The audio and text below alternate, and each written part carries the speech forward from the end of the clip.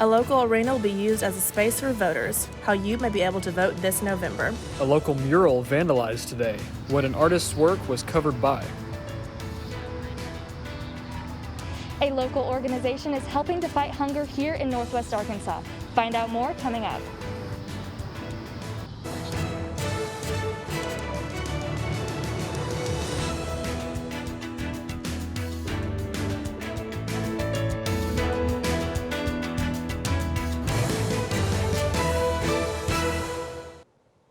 Welcome to this Tuesday night broadcast of UATV. I'm Tristan Hill. And I'm Jasmine Bruce. Thanks for joining us. The Election Commission voted today to turn Bud Walton Arena into an early voting center for the general election. The West Concourse will serve early voters on October 22nd from 8 a.m. to 6 p.m. Associated Student Government President Julia Knowles says this will improve voter turnout drastically. UCA, which is in Conway, Arkansas, and the 2016 primaries, which generally have lower turnout than the actual presidential elections, they saw an almost 50% turnout rate. I really think that that'll help with our precinct rates as well. U of A Parking and Transit will provide free transport to and from Bud Walton and the surrounding area on the day. The ongoing pandemic may cause more students to vote absentee than usual. To vote absentee, one must first fill out an absentee ballot application form. Washington County Clerk Becky Llewellyn says mail-in ballots will be issued to those who fill out forms citing COVID-19. You could check the box that says you are unable to attend the polls on election day because of illness, means COVID. Those who submit absentee ballots should make sure they are turned in by election day and should follow up to ensure that they are accepted. One Fayetteville mural vandalized last night received attention on social media.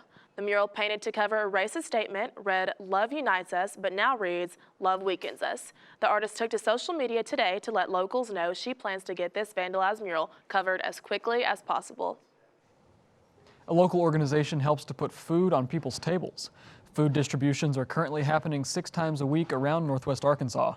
UATV's Esther Gowan joins us live from the Salvation Army with more. Esther? That's right, Tristan. For some people, the current pandemic is making food hard to come by. In an effort to help, the Salvation Army is hosting food distribution drive-thrus in Springdale, Rogers, and here in Fayetteville.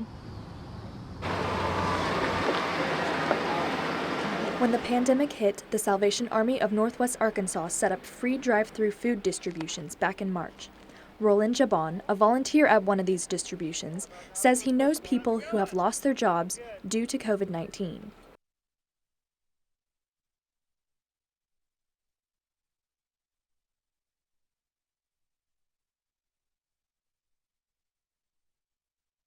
Enrollment in the Supplemental Nutrition Assistance Program, otherwise known as food stamps, has been decreasing in Arkansas since 2013. However, a report released in July by Arkansas Advocates for Children and Families showed that about 13% of Arkansas's population is now on food stamps, compared to about 10% last year. Josh Robinette, the area commander for Northwest Arkansas's Salvation Army, says that since COVID-19 hit, the need for food has greatly increased.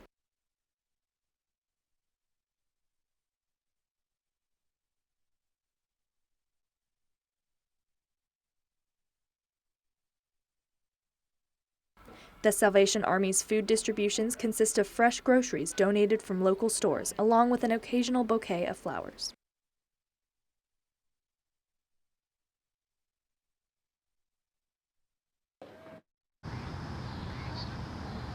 They hand out about 3,000 to 4,000 boxes of food every month, and people looking to get involved can contact the Salvation Army.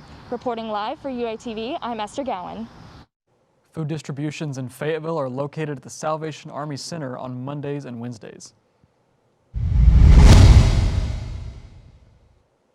Action Center Razorback Food Recovery now looks for volunteers to deliver meals to students in quarantine on campus. The 2 shifts will take place each day at both the Fulbright and Pomfret dining halls. Any students and staff interested can participate, and applications opened yesterday on HogSync. And now to the latest campus coronavirus numbers from Pat Walker Health Center. 100 new cases have been confirmed on campus. 25 of those results come from on-campus testing, and 75 people self-reported. That brings the total active case number to 334, 329 of those being students. Local leaders gave an update on COVID-19 statistics around the state of Arkansas earlier today.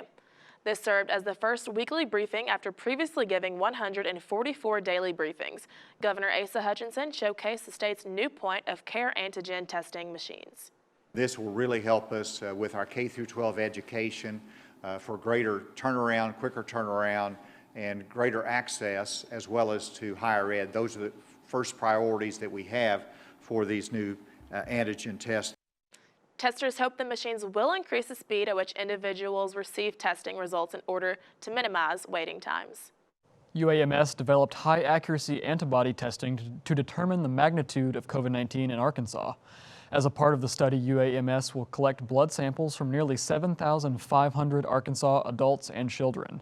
Antibody testing helps state leaders understand how many Arkansans have been infected since the virus first arrived.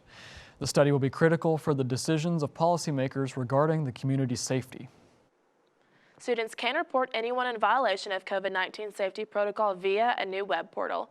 Chancellor Joe Steinmetz encouraged students to report their peers in a campus-wide email last week. Students can provide details like the time and location of the violation, as well as the people involved. The university has received reports of students violating COVID-19 safety guidelines, so we look into any report that we may receive. And if they are validated, that's how they can possibly be subject to sanction. There's a progressive series of sanctions that the Office of Student Standards and Conduct has in place. Those violations can include things like not social distancing or refusal to wear a mask. Medical Arts Pharmacy and Medical Supply offers 3 drive-through flu shot clinics this week. Bring an insurance card to receive a flu shot from your car. The first drive-through clinic took place today, and the next drive-through clinic's available from Friday from 3:30 to 6:30 and Saturday 9 a.m. to noon in the pharmacy parking lot. Fayetteville Public Schools will now require temperature screenings for all students and staff. Students will have the check performed at the beginning of the days as they enter the school. Testers will use a touchless thermometer. Those that have a temperature of 100.4 degrees or higher will need to be isolated and recessed. A Fayetteville restaurant reopens. How the new restaurant renovations will affect business. A local attraction finally reopens its doors. Find out how they made the decision next.